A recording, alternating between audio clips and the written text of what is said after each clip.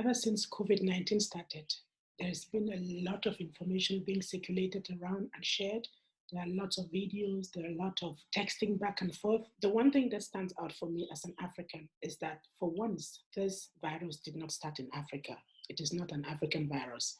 It was imported into the African continent. But when you go from there and see the perception of African people, people of African descent, Black people around the world, the way they are being treated in some countries, you really wonder what is going on. What would have been if the virus had started in Africa? What really would have been? How would our people or people who look like me and our children have been perceived and treated? Would they have been sent out of European countries, out of American countries, Western countries, out of Asia, out of China? The one thing that really saddens me is the fact that we are still being stigmatized. It's never been an easy thing to be a Black person. It's never been an easy thing growing up as a Black woman, as a Black child, as a Black man, because we are all surrounded with a lot of negativity. What we do is in our quest for answers, in our quest for solutions, we quite often demand answers from people, especially our leaders. In the midst of all the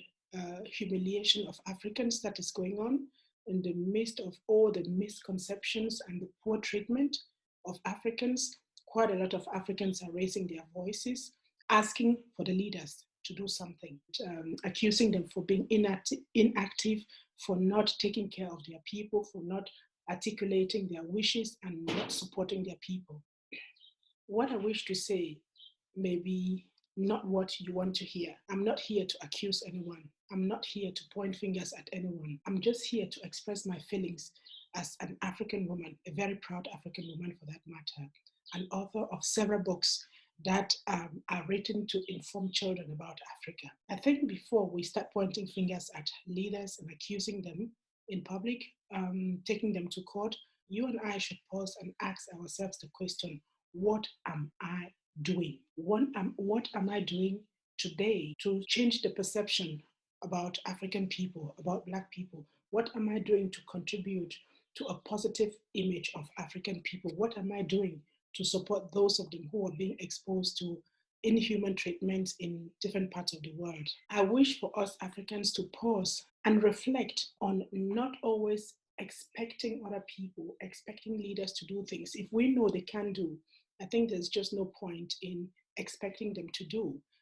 I think like if we channel the energy that we use to accuse people, to demand for other people to take action, to point fingers at others, if we channel all that energy inwardly, inside of us, and ask ourselves rather the question, what am I doing? What am I? So we can come up with something like, I am doing this personally.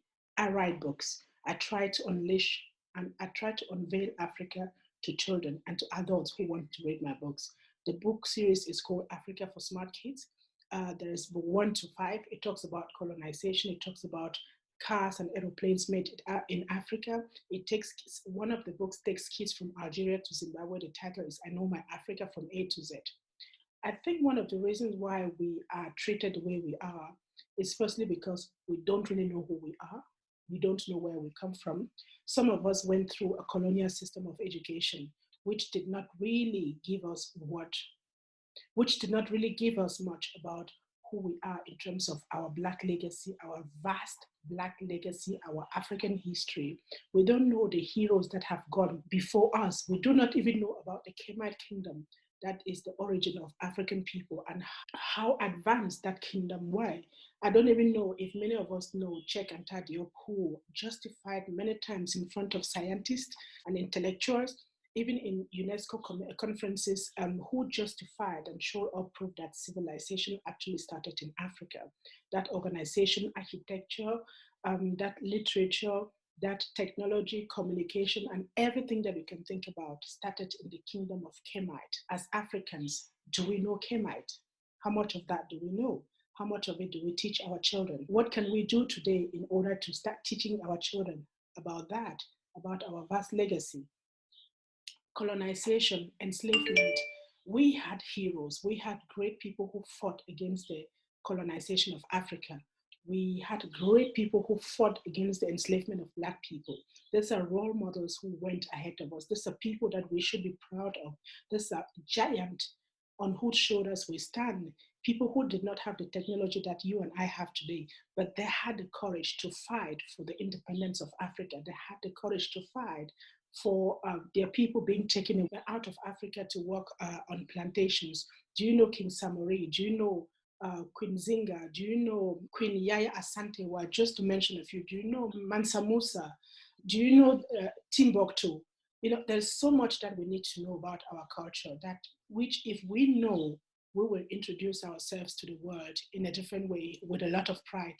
If we knew who we really are, we knew who our ancestors are, we knew the achievement of Africa throughout the different civilizations and generations, we will sit on the table with our shoulders high.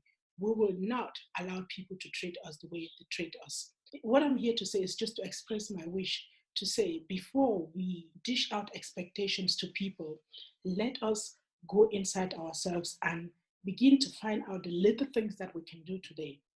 What is it that we can do today? What is it that I personally can do today?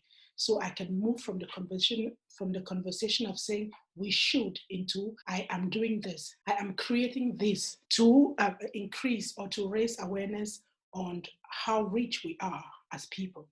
You know, one of the reasons that we Africans don't treat people the way they treat us, that we don't treat people as badly as they treat us, while we always talking about reconciliation, we're always talking about forgiveness, embracing other people, is because as spiritual beings, we are too powerful. We are very, very powerful people spiritually. We come from a higher spiritual space.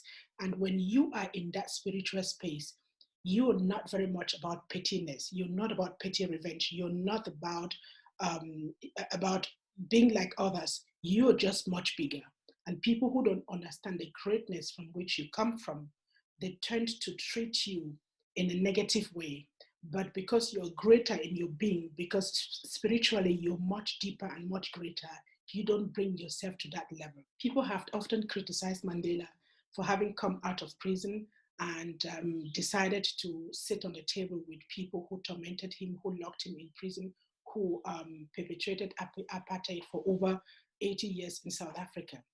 This is because this man came from a higher place, a higher spiritual place. He often spoke about Ubuntu, this African philosophy, which is so simple that every child can understand. When you translate it in English, it means I am because you are. I am the human being that I am because of you, which means whatever we are interconnected and whatever we do affects each other. So anyone who treats you badly can't treat you badly without being there to be part of that treatment. Okay. So I'll talk to you about Ubuntu in another concept. What I'm here to invite you to do is that introspection, going inside of us. And instead of shouting and expecting and wanting people to do things, we should rather ask ourselves, again, I can't stop saying this, what is it that I personally can do from where I am with a little that I know, with a little that I have? Today, we have the possibility to do research. Research has become much simpler than it was in the past. In the past, you had to go to a library, and the library only has a certain number of books that you could have access to. And some books were actually never available, some were censored. Today, we have technology, communication technology, we have internet, we have access to information as we have never had before. And just like I did 4.5 years ago, I started the journey of writing books, the Africa for Smart Kids book series. The things that I have written about are not the things that I knew before I started the series. They are the things that I wanted to know. I became curious to know about my background, to know about my history, to know about my ancestors, to know about the people that have been before me, to know about the achievement of us as Africans. I became curious to know about why is it that we behave the way we behave, in spite of the mistreatment, the abuses, the human rights abuses, the enslavement in which we have been subject to. And the answer that I find in the research, in the writing, tells me that it is because we are such higher beings. So what I'm trying to say is, what if we are focused on doing our own research, doing our homework, finding the information that we think can empower and uplift us, that can change the perception that we have about us as being people who live in poverty, or people who don't have enough, people who don't know enough, as people who are inferior just because we look different from other people or because our culture is different. Find information that allowed us to move from that perspective into actually understanding where we come from. If we understand where we come from, we're likely going to know where we're going to. And I think just like we owe the time that we have now, the life that we have, the freedom that we have to the generation that fought for independence, we actually owe it to the next generation to lay another cornerstone that allowed them to be better people, better Africans, better citizens of the world than we are. So it starts from today. When this virus is over, nothing is going to be the same. Nothing is going to be the same. And it is in our hands to contribute either to creating a more positive perception of Africans, of us Africans out there, or reacting to the speeches that people put out there about us, which we don't like. So it is all in our hands, who we're going to be, what story we're going to tell, and how that story is going to impact us and the next generation. Life is a story, and we all tell stories. The story we tell determines how we are perceived by the people who listen to our story.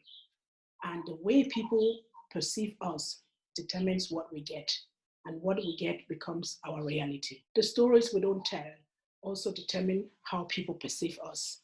And the way people perceive us determines what we get, and what we get becomes our reality. So passivity is not an answer. Accusing others is not an answer.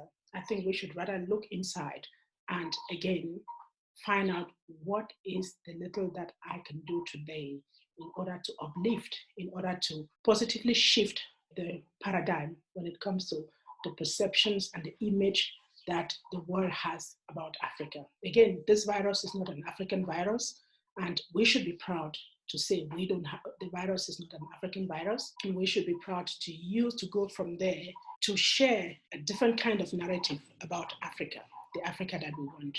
So this is all that I wanted to put out to you today.